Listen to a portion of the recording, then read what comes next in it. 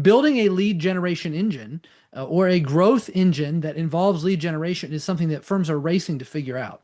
And we've had a front row seat with them as they figure it out and been part of the solution in helping them figure it out many times. And we've seen failures too. So that's taught us a lot. And I'm excited to share that with you. Just to get us warmed up today, before we talk about leads and lead sources, let's play a little game. And this might hit a little too close to home. If I'm being honest, it might. Because there are four lead hungry archetypes that I have experienced and my team has experienced in working with different advisors who want to do lead gen and firms.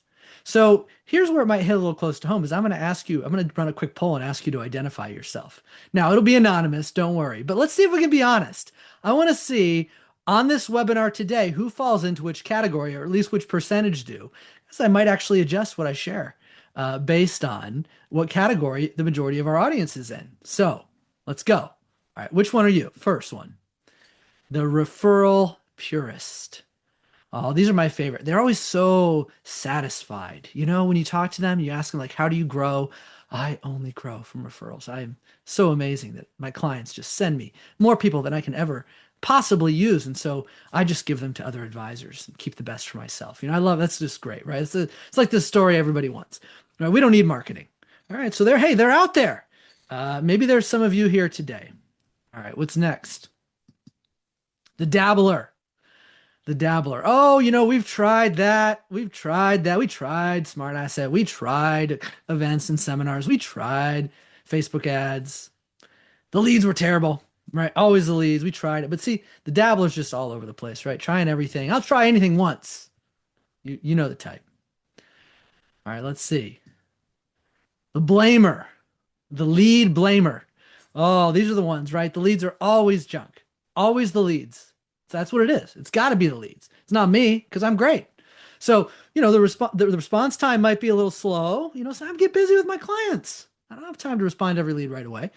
Well, once or twice. That's all I'm going to respond. I mean, after that, like if they don't want to work with me, they don't work with me. I'm not going to chase them. All right. So you know the type, right?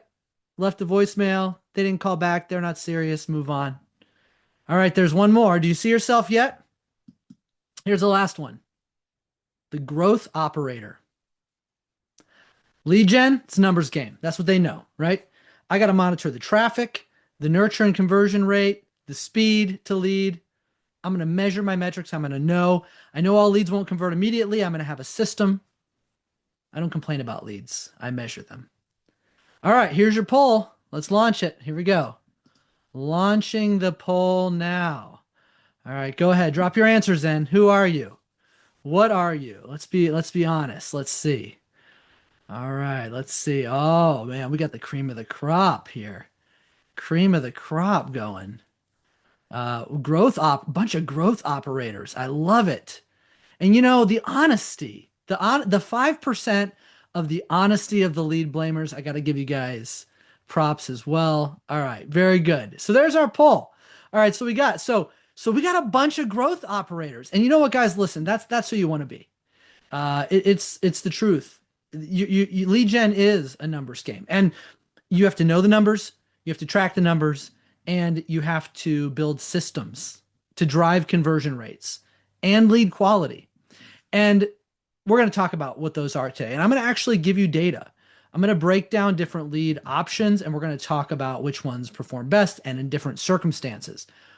Why are we having this today? Because the industry, at least the advisors we serve, are looking for growth. Not just always a lifestyle business that just maintains, but actual growth. And especially when we are in a period of time where it's likely that the markets are probably going to correct, and advisors know, especially if you're charging AUM-based fees, like there's going to be some kind of drop in income, and we got to fill that. And we've got clients aging out and the next generation. So there's a lot of reasons that we have to fuel growth. Not the least of which is that the pipeline that you have and that you are managing, which is the best indicator of your future potential. Your current pipeline is the best indicator of your future growth potential. That it is a resource that naturally depletes. And the better you get as an advisor in your business, the faster it depletes. Many times when you reach a point where you're saying, hey, I need some more leads, and in the past you were saying, I always was fine with just the referrals, it may not mean you're getting less referrals. You may be getting more referrals, but often what it means is that they're not just coming as fast as you need them, as you're able to convert them. And so over time, by its very nature, a pipeline will get smaller and smaller, which means you have to infuse it with fresh life, with fresh fuel. And so when you have lead gen in your business, you've got your natural organic referrals and other activities that lead to referrals, but then you've got this secondary source of leads coming in where the relationship can begin to grow and be cultivated, where trust can start to be established. And over time, what it does is it smooths out the lumps in your business. Because a lot of advisors wait until they get down here where growth is really stalling to invest in lead gen, and then it spikes back up and then it falls back down. But if you have a good pipeline and you're running different types of lead gen, then you can avoid those spikes. You can keep the business on an overall growth trajectory. And today, we're going to talk about the categories of lead gen that you can use to accomplish this. These are just four. You've got referrals, of course, which are still a phenomenal growth driver for most advisory firms. You've got lead gen marketplaces. We'll talk about how those work, the pros and cons, the ROI of lead gen marketplaces based on the data we have, which is substantial. Also, prospecting platforms. What are those? Why are they different? Event-based lead gen providers. Now, I can tell you that one of the most common mistakes that I see advisors make, and firms that are supporting large groups of advisors, is they think of these as binary. Like, I'm going to just focus, or we have an initiative focused on this. And maybe it's just lead gen marketplaces, for example. And they don't think about how these work together as part of a complete system and how they work better inside of different advisors' practices based on their personality. I mean, like, let's face it, not all advisors are great at events because they don't come across as very personable in that setting, but they might be great one-on-one and or great on the phone. And so a lead gen marketplace lead might be better for them. Some firms have an internal business development function where they can do great at converting leads and running prospecting scenarios all the time on prospecting platforms, or new advisors who have a lot of time on their hands. But then you've got established advisors who don't have business development teams. What do they have time to go on a prospecting platform and send cold emails all day? So it's about context too. And so we're going to talk about each of these. And as we do, I just want to have a few basic core tenets of lead gen just on the table. Okay, so here are the few basics as we go into this conversation. First of all, lead generation is fuel. It's fuel. That's how you have to think about it. You know, an engine, a car, high performance vehicle is useless without fuel. And it's also useless with the wrong fuel.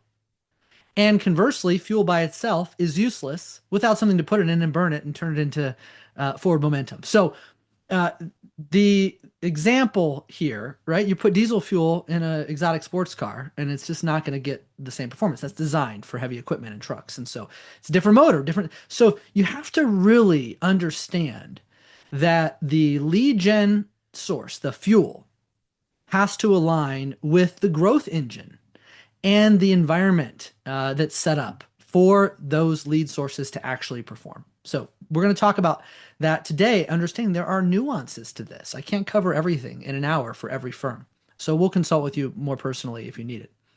Now, second, there are lots of ways to do this. And so you have firms that are growing from referrals, from events, from paid advertising, from cold emailing, from lists. And it's often disorienting if you go out there and you listen to advisors and whatever they're winning at, whatever they're doing great at, that's going to be the holy grail. That's what they're going to talk about, is what they're winning at. Now, you know, you can make the same argument for me. Like, I have a marketing platform, but actually I'm agnostic because we have all the lead gen sources flowing into our platform. And so we get to see them all, and we get to see what works and what doesn't. So I'm going to give you some third party, without a horse in the race, data on these different sources. And the last thing is this: timing. You've got to remember that it's sometimes about the maturity of your business And you can really waste money at the wrong time. Case in point, you can go spend a ton of money on the lowest converting leads overall, which are marketplace leads. You can spend millions of dollars and waste millions of dollars because they convert at a very small percentage rate, which I'll show you in a little bit. But if you have the right infrastructure to convert them, it doesn't matter that they convert at a lower percentage rate because it still generates a great return on investment. But you have to be at the right stage for that. So just remember, different types of fuel don't all do the same job. All of them can work in the right circumstances, and none of them work in the wrong circumstances. So it's about getting the engine and the fuel paired up. A great lead source addressed in the wrong way is a waste of money. And so our goal today is to make sure you don't waste money. Now, when we talk about lead gen, how do we even know what we know? Like, where's the data coming from? What does Snappy Kraken do? How do we fit? Like, we're not a lead gen provider. We don't compete against Smart Asset, Wiser Advisor, Dataline, Finny. Like, we're not a prospecting platform. So what on earth are we? So just so you know who you're talking to today and why we're addressing this topic, is this is what Snappy Kraken does. Snappy Kraken is an engine that will ingest leads from all sources. We capture them automatically.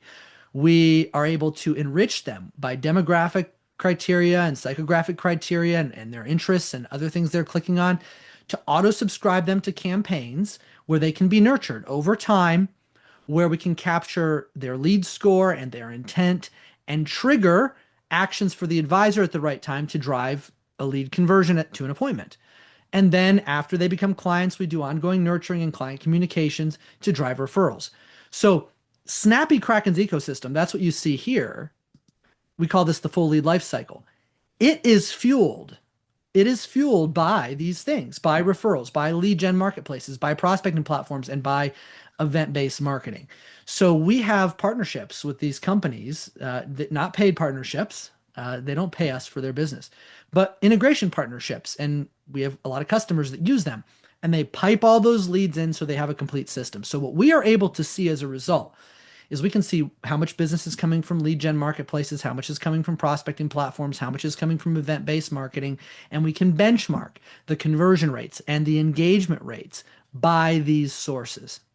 So as I break it down for you, just so you know, that's where we fit, and that's how we work with these different lead gen providers. So when we talk about a lead generation engine, like the title of this, how to build a lead generation engine, I'm going to talk a lot about lead gen sources. I'm going to talk a lot about these top 4 items, but the full engine requires the fuel and the engine, and both of these things work together. So that's the context for today. So let's go ahead and get into the first category. And the first category of fuel for your growth engine is lead gen marketplaces. Now, lead gen marketplaces, what are they? Okay, these are essentially places where consumers that are searching or going to them directly, they are raising their hand and they are saying, I am ready to talk to an advisor. I want to speak to a financial advisor. And these lead gen marketplaces, they spend a lot of money to invest in advertising and content publishing to get consumers to these sites where they can then do interactive content with a calculator or a matching form. Lets them request recommendations for or be matched with advisors. And then the leads are often routed to one or more advisors. So that is where that's where the lead gen marketplaces come in. So specifically, what are we talking about? These are marketplaces like, here's a few: Smart Asset, Wiser Advisor, Dataline, and Ramsey SmartVestor. Now, for those of you who are on this today, and I'm starting to name drop now, you may wonder, well, there's 8 more companies on the FinTech solutions map, or why these 4? The reason why we are representing a selection in each category is because we have seen consistent volume to make sure our benchmarking is fair, consistent performance to make sure that these companies are reputable, and anecdotally positive experiences with our clients that use them. Even though it's never universally positive, which I would say is probably true of any company out there. There are detractors and there are promoters of all of these solutions. We have found all the solutions I will mention today to be reputable and to do a good job when the right things are in place. So these are all different. The other thing we thought about as we decided which to showcase is that there are different pricing levels and so forth. So these are the top four most consistently performing and utilized lead sources in Snappy Kraken, where firms are feeding in leads from these other lead gen marketplaces. Now, how do these leads behave? What do we see? First of all, volume is on a dial. It can be turned up or down, which is really nice. Firms are able to basically buy more leads or less. The intent on these leads is typically pretty high, medium at least. And when I say that, if you've ever bought leads and you're like, what are you talking about? I only converted 2 out of 100. The intent overall compared to other cold lead sources is high. And the fact that they've raised their hand, mostly to say, I'm ready to be connected to an advisor. And you can buy different kinds of leads and quality from these firms, some that are booked right on your calendar and some that just come to you as an email. So the pros of this are that the volume can be scaled. However, the conversion is not guaranteed and the performance is widely distributed. Execution varies a lot. And I'm going to show you that in some of the benchmarks that we'll look at. So how do these lead gen marketplaces perform? So first of all, those four marketplaces I shared have different lead prices, anywhere from about $100 to $300 per lead. That's the range of price per lead. Now, the cost varies. There are asset tiers, there's competition, there's geography that has to be negotiated. Nothing in this presentation is going to be 100% right for 100% of the firms, but I'm giving you ranges and try to help you see where you might fit. When you look at the spend range, that is the most shocking thing. So we have firms literally spending millions, and we have firms literally spending tens of thousands. What we do not see success with are firms spending less than about 12,000 a year. Now we've had them come in and spend 7 or 8 grand. But because of the conversion rate being lower, you can see a wide span there. Worst case performance is around 2%. Best case performance is around 8%. Because of that, you really have to buy volume to see any kind of results. It's transparent. It's predictable. You can see them coming in. You know you're going to have a specific conversion rate. You can dial your spend up and down, but it's not inexpensive. And so if you're not ready to go in and say, like, I'm going to spend at least $1,000 a month buying leads, it's probably not for you. Here's how this really shakes out, though. So when you're trying to calculate ROI, I'm using the mid-range. So I said 100 to 300 is typically the price per lead. If I use a $200 mid-range point and a $5,000 per client household revenue point. So you're talking somewhere around $500,000 client. Now, this depends on your fee structure and how you charge. All these things are factors. But the lever to make these pay off, what you have to get good at, is conversion. So it's not about just volume, buy more, make more. Your real lever is conversion rate. You can see that illustrated. So 125 leads, 5 clients come out of them. This is using a 4% conversion rate. That's $25,000 in spend. If they're $5,000 clients, that's a break-even scenario. That's 125 leads. Breaking even. See now, 10 clients, 250 leads, 50,000 spend, right? So what happens? See, there is a lever you can pull to increase your returns. But if your conversion rate doesn't go up or down, then you're not really going to start to generate ROI. What happens is when you get your conversion rate up to 5, 6, 7, 8%. And this is where firms are crushing it with these leads. They get really good at the conversion engine. So they're getting sold the same leads as 7 other advisors, but most advisors are converting them at 2 and they're converting them at 8. And that's how you win. It's all about conversion efficiency. And we'll talk about some of the keys to that as we go deeper in the presentation. Limitations of these you have to understand, right? Prospects can often be early. Slow response time can really reduce conversion. Costs can get out of hand really fast without discipline. And then you can even be doing a lot of volume, like, oh, we got 20 new clients. But if you're not doing the ROI calcs on what the actual revenue is per client and what you spent for the leads total, you could get really over your skis. So And this is just one tiny example. Speed to lead. This is just one. So 68%, according to the latest data from Catchlight, 68% of all leads are being worked by multiple advisors. So you get these leads, you buy them within 5 minutes. If you respond, you can book 85% of them for meetings. Look what happens if it goes down to 24 hours. So you're on vacation, you took a day off, you're golfing with a client. Even an hour later, your conversion rate drops to 30%. So this is just one example. We'll talk about more things where the system, the system of follow-up makes a massive difference. So, all right, let's consolidate that now. We just talked about lead gen marketplaces. What is it?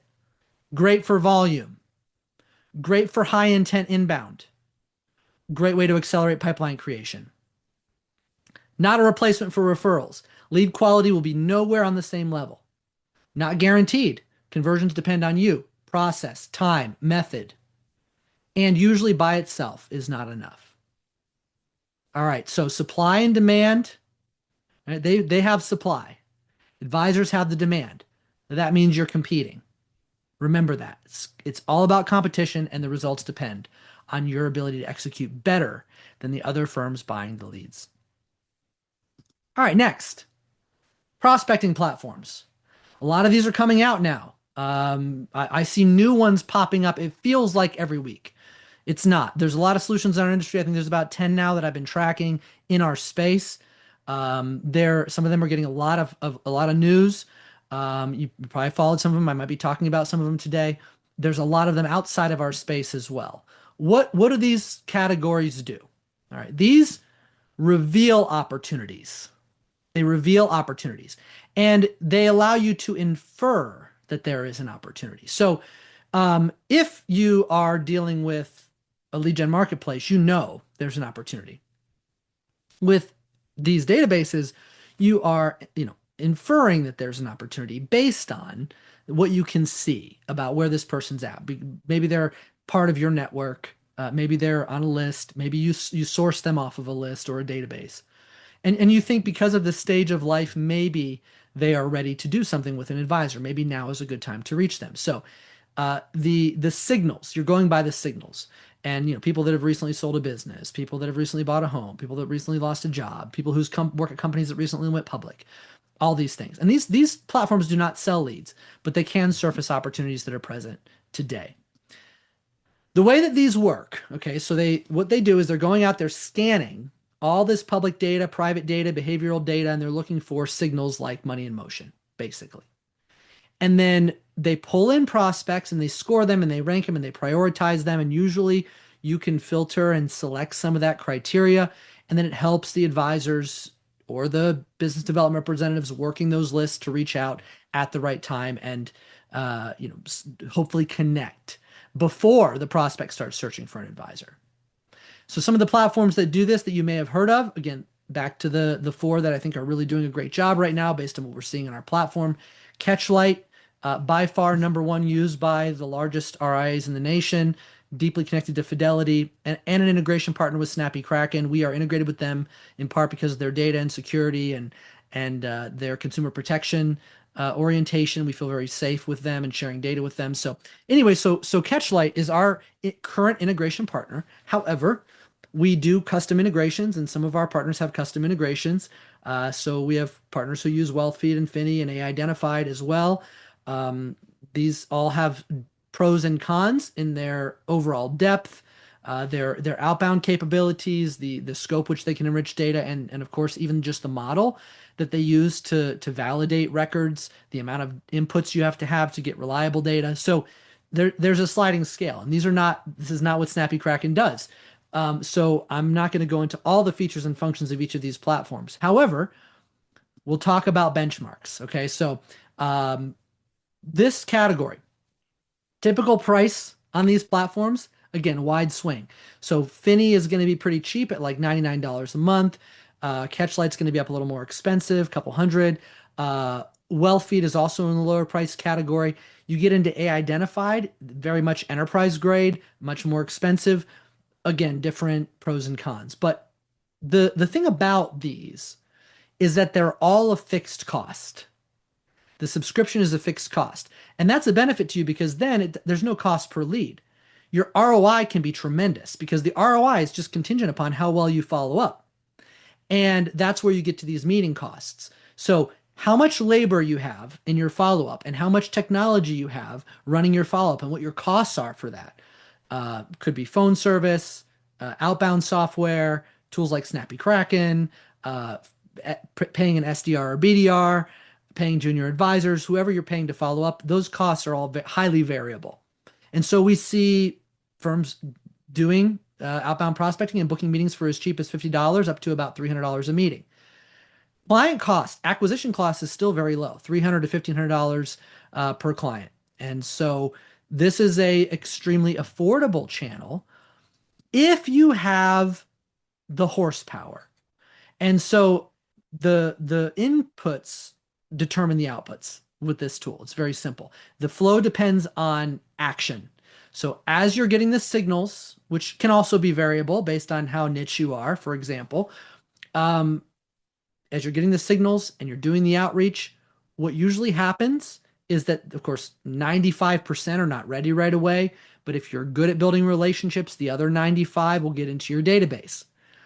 So where we're seeing advisors have a lot of success with these is when they have an existing database, a bunch of people that came from old seminars, old events, old prospects that didn't close, all their LinkedIn connections in their community, their local event, charitable organization they have a database of, putting their contacts in, enriching them, finding out where the pockets of opportunity are where they already have relationships. And then using these tools to go find and source more opportunities and build up the database even further and keep drip marketing on these prospects over time. Because over time, it becomes a multiplier.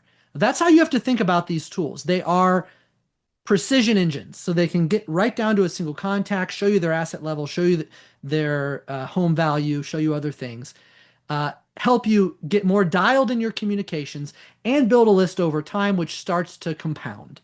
And so if you're going in and you're harvesting 20 or 30 fresh contacts and maybe one is engaging with you each month over time, but you're doing 20 or 30 a day and then it goes to 2 a month, 3 a month, 4 a month because you're building this database, especially if you have a niche focus. That's where we're seeing success. So it's not an immediate spike in volume. It's not an immediate spike in pipeline. It has long-term compounding effects when used to identify high-value prospects and make your current funnel more efficient. So every prospect is flowing through this data enrichment, and it allows you to be more proactive because it can monitor when things are happening with these prospects that are already in your database. And it always does better when you have a team dedicated to it. Because invariably what happens is you get advisors who get busy with clients, they drop the ball on this stuff, pretty soon weeks have gone by and nothing's been getting done. You almost need people who are paid. They are paid to do this job, to go out and prospect for you. So a lot of firms do overlook this category because it's not as easy, right? It's not like, hey, I'm just buying leads and they're just showing up on this platter. But when you combine, this is where we're getting a little more into the growth stack. When you combine these external lead sources with the data enrichment and AI prospecting tools and a scoring and enrichment and automation for ongoing nurturing and a disciplined process for handling your leads, when you combine these four things, you have volume, precision, consistency. And that's what leads to revenue. So what does that look like as a system? So I told you about lead gen marketplaces, and I told you about prospecting tools. How do they work together? So this is an example. This is what the whole system looks like.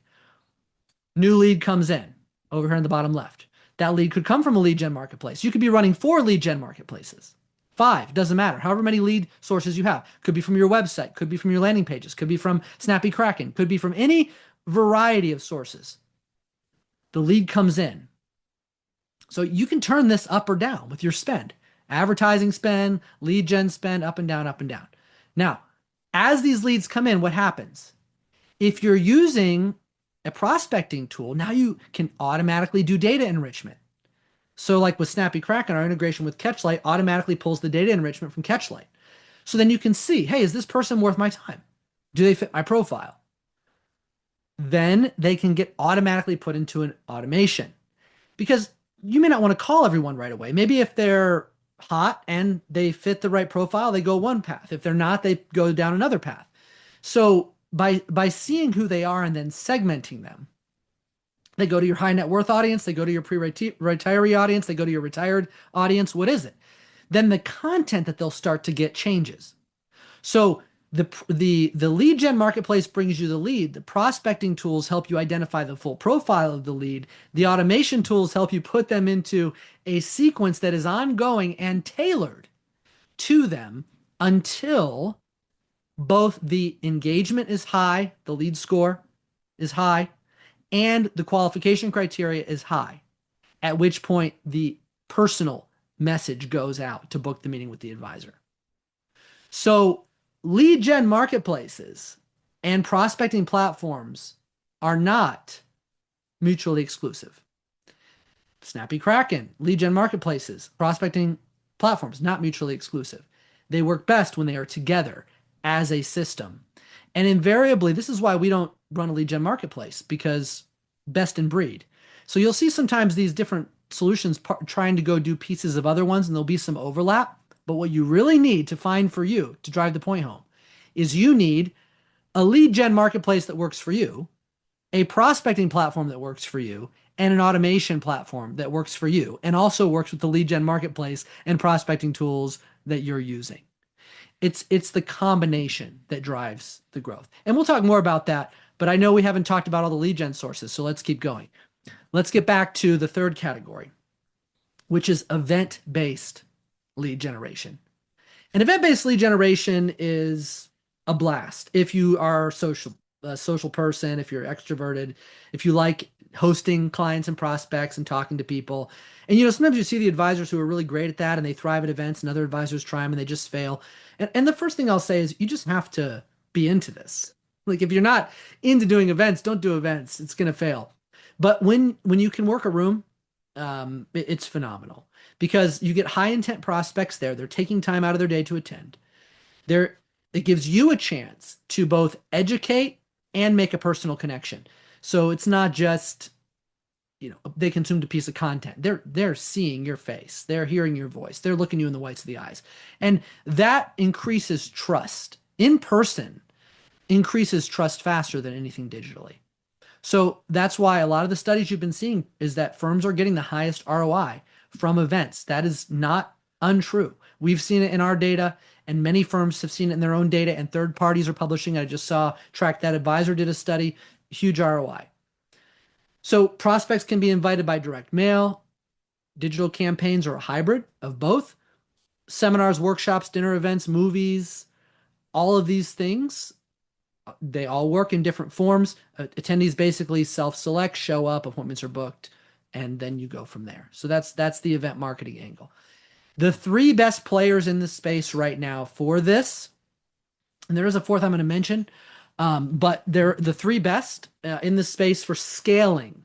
So I'll put it that way: scaling events, doing it in a repeated way, and getting consistent performance are Steep Digital, Acquire Up, and Leading Response. Steep Digital, very modern firm. They have their own movie that they have rights to. It's about retirement. The advisors screen those movies. They've been very popular. They've done a great job with those. They also do other events, digital and in person. They pivoted really heavy to digital virtual events during COVID, and they still have a framework for that.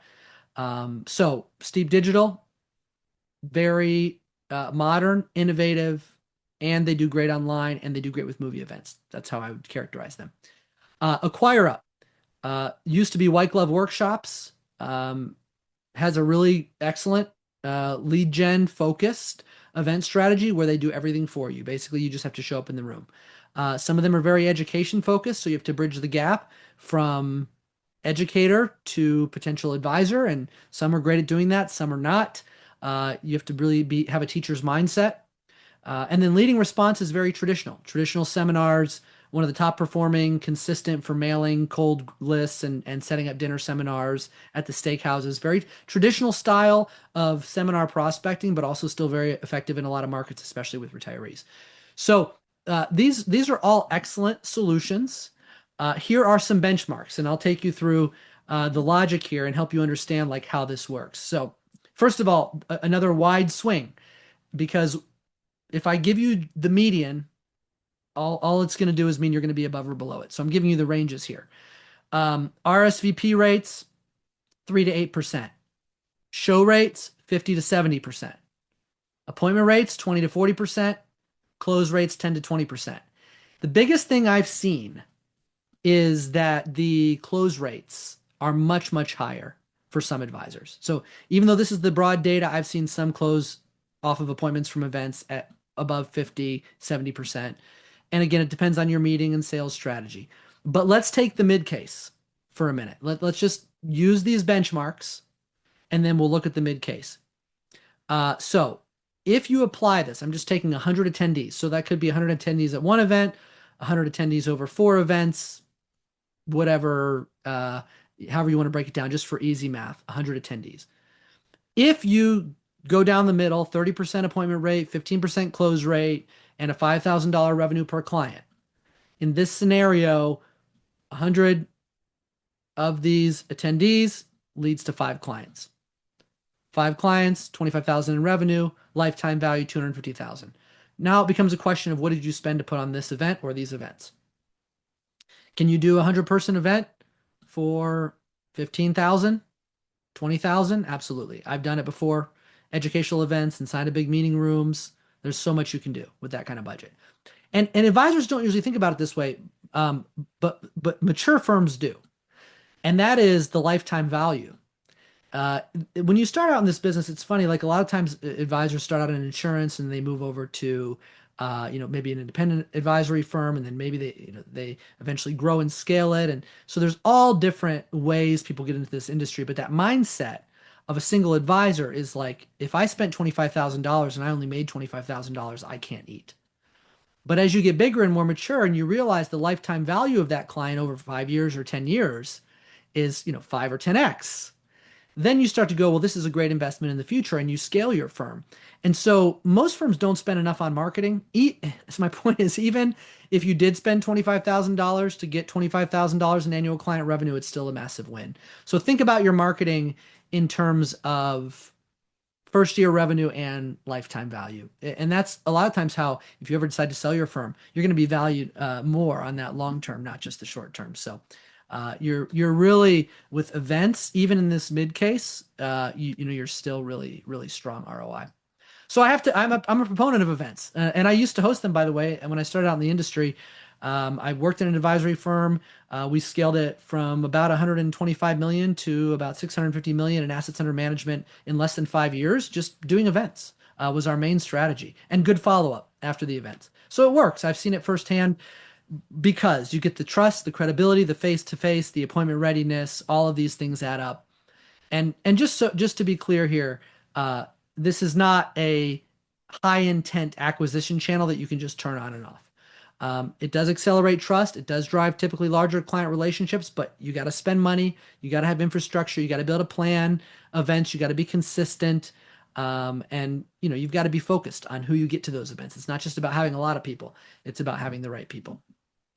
Okay, so we are going to actually go into the fourth category, referrals. But before I do, I will just share with you, if you're not familiar with it, Snappy Kraken has a event campaign template inside our library that can be changed into about 5 or 6 different styles, and can help you promote your events online and across social media with just a few clicks. So if you're doing events and you don't have a good digital tool to help you promote them and track all your registrations and send your follow-ups and reminders, there is one built into Snappy Kraken. So there's a shameless plug for us.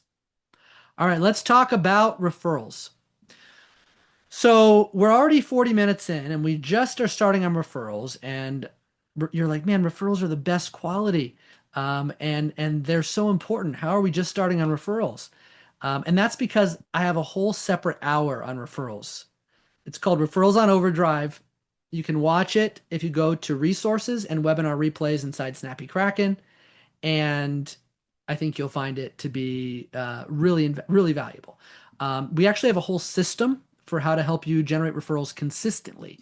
And on that note, I will tell you the most effective way, which actually generates 7 times the number of referrals over time. So based on the benchmark data we have, is rather than just running referral asks or programs for your clients, it's to do an annual net promoter score survey.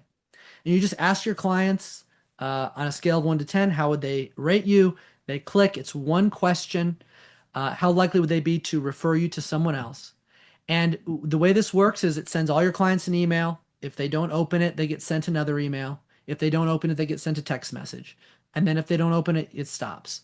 But it's basically open the email, click and answer one question, open the text, click and answer one question. All the data on who is a strong net promoter flows back into the database where it can be uh, resurfaced as an activity for you to actually have a conversation with the client about who they would recommend when they have a high net promoter score. And we give you the scripts for that, the proven templates and frameworks for all of that, and it's built into the system. So this was inspired by something built at Legacy Group, promoted on kitses.com, and our clients came and asked us if we would build an automation for it. So we did, and it works great, and it's available to help you generate referrals. So if you want to lean in more on referrals, go watch Referrals on Overdrive and get our automated referral campaign, and you'll definitely be able to do that. So there's a whole another hour on this topic. But let's zone in with our last 15 minutes on how to take action. How do you choose your lead sources? How do you get this moving? All right. So the way that you need to think about these lead sources, there are two different types that we've talked about. And just generally growing your business is that you've got short-term accelerators and you've got long-term multipliers. And they sit, on different sides of the activity spectrum, but they perform very important functions. So what are the short-term accelerators? Those are, man, I got to get some business in this year. Like I'm not on the right track. I've been lazy January, first half of February. It's time for me to get moving. I got to get some spikes. So where do you go get those? You got to run an event. You got to plan an event. You got to go do a big push on one of the lead marketplaces, buy a bunch of leads and start working them. Or you got to go run a paid ad campaign. Somebody just asked if we had Facebook ads. We do have the templates, we have the campaigns, we have the automations, we have the Facebook scripts that can be edited for all your tracking. And we do not actually run the ads, but we give you all the technology to run them through Snappy Kraken. So that's the answer. Thanks, Andrew, for your question. So you can go run a paid campaign, run some ads, get some leads. Those will spike, but you'll always be in this sort of like, peak trough rhythm. You also need to think about your compounding channels. These are the long-term growth multipliers that just keep compounding that flywheel. It's like just giving it another push every once in a while and it just keeps spinning, right? So that's what these will do for your business. So the AI and data prospecting tools we talked about to go in and enrich your current list and maybe add 10 or 15 new contacts a day as part of your morning routine. Start nurturing them.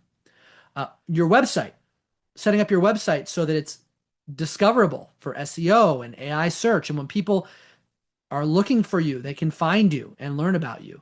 And that you have a full life cycle automation because 15%, only 15% of the total leads you will get on average will even close and do business with you in the first 90 days. That's on average, less than 15%. The other 85% is post 90 days. So you need like life cycle management for every phase of the relationship from cold until they become a client and beyond to generate the referrals. So it really never stops. And so you don't just need to pick the leads. You need to pick the systems. It's a lead fuel and a system engine, and the fuel goes in the engine. So you really need both. And this is part of the reason for this session today is because the industry in our conversations doesn't seem to understand the difference between these initial spiking type of lead gen programs, these compounding lead gen programs, and the system that you need to support your lead gen programs. For example, we talked about speed to lead earlier. If you can get to your leads, I'm going to give you some more insight on this. Go a little deeper this time. If you can get back to your leads in under 1 minute, 391% more likely to convert. Now think of this in terms of somebody buying leads from Smart Asset or Wiser Advisor or Dataline or any lead gen marketplace. And they sit in their inbox till the end of the day when they have a chance to call. But if they get back to them within a minute, now who's available at your firm to always get back to leads within a minute? So it's got to be somebody's job. Then 391% more likely to convert. You need those odds in your favor if you're going to spend this kind of money. Leads contacted within 5 minutes, still 21 times more likely to convert.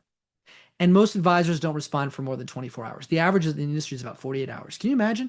When you know 391% more likely to convert in a minute and you wait 24 to 48 hours? But that is what we're seeing. So that's just one example. Here's another one. How is your lead follow-up structured? I saw somebody ask if they can get the slides and the lists of these different lead gen providers. Yes, there is a playbook for this. It's available. It breaks down all these lead sources, much more data than what I've shared at this high-level presentation. You can get the playbook. We'll send it to you as a follow-up. I'm not going to take you down the rabbit hole, but if you are someone at a firm where you have multiple advisors or advisory teams, you've got groups of 5, offices that need to be fed, individual solo advisors who need to be fed, different stages of career, different personas. What's your lead handling model? It's not one size fits all. This is just an example. If you're getting leads from a marketplace, the best way is to have a centralized BDR or SDR, a single person or a team who live and die by following up on those leads within the first minute and continuing to work them for as long as it takes until they, as the old saying goes, buy or die. Now, if you're doing event leads and they've seen the face of the advisor that they probably want to work with, and then all they hear from is the assistant, and maybe they want to talk to the advisor, sometimes you need a hybrid team where there's still like a callback to that person. And the team is working together to elevate that person's profile, but do the heavy lifting for them. If you're doing AI prospecting, you need somebody like structured outbound every day, like it's part of their schedule. 15 minutes, 20 minutes, 30 minutes every day doing some of that. Who does that? If you're buying at an enterprise level and you don't think of these things, you're going to be wasting money because you're going to give it to your advisors or the offices or the locations and be like, here's a great tool, go do it. Nobody's going to do it. And then your technology investment is going to be wasted. So referrals, you can't farm that out. Like really, if somebody refers to a person, they want that person to take the referral. That's what they want. So how do you handle that delicately? Every single lead source needs a strategy. And by the way, if you want to consult on this strategy, that is something we offer to our enterprise clients. So if you have more than like 10 advisors, multiple locations, you need to figure out which strategy works for you, let us know. We actually have a consultant we can bring in to work with you. So we'll help you. But my point is don't waste your money on the solution only. Make sure you get the system dialed. And on that point, this is where I'll spend the last few minutes. I want to just tell you how Snappy Kraken really makes all this possible. And then how you can get a demo to see it as well. So here is just an example of why we call ourselves the multiplier. And in every case where we work with lead gen providers and other lead gen sources, we know this is the data. This is real. This is our data, and I benchmarked it against 5 or 6 other sources. I think we have data from Annuitas Group, Forrester Research, Marketo, Adobe. So this is validated. Short term, the conversion rate on leads, even if you get a 50% close on appointments, you're not going to close more than 10, 15 out of 100. Long term, you're going to get the other 85%. And the closing ratio goes up over time. So if you look at second appointments or third appointments over time, as leads are nurtured, the closing ratio goes up from 50 to 70%.